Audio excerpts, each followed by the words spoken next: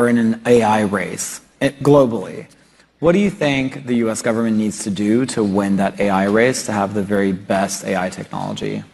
First, in order to have a race, to do well in a race, you have to understand the race.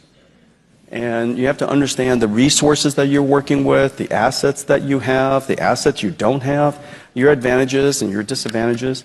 And some of the things to realize is that AI is fundamentally at this core level, and going back to the three levels that we're talking about, at each level, we have to make sure that we understand the game.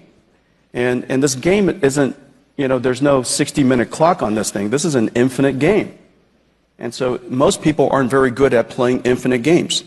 NVIDIA is now 33 years old. We've been through 3 computer revolutions, from the PC revolution to the internet to mobile, and now we're in AI. And so you have to, in order to thrive across all of these different changes in the environment, you have to understand how to play games. And so the things that I just described, understanding the game, understanding the assets you have, really important. At the first layer, at the technology layer, the most important thing to understand is the intellectual capital.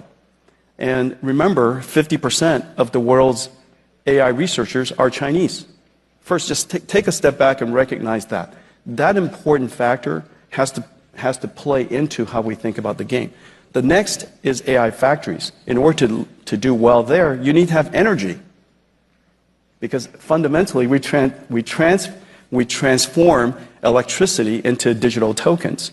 Just as the last industrial revolution transformed atoms through energy into, steel things and physical things that we know, cars and things like that, buildings and things like that. And the generation before that, we gave it water into a machine called the dynamo, and what came out was electricity.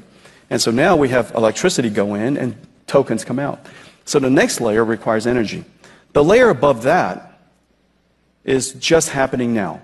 And it's really, really important that we understand that ultimately the winners of the last industrial revolution wasn't the country that invented it. It was the country that applied it. And the United States applied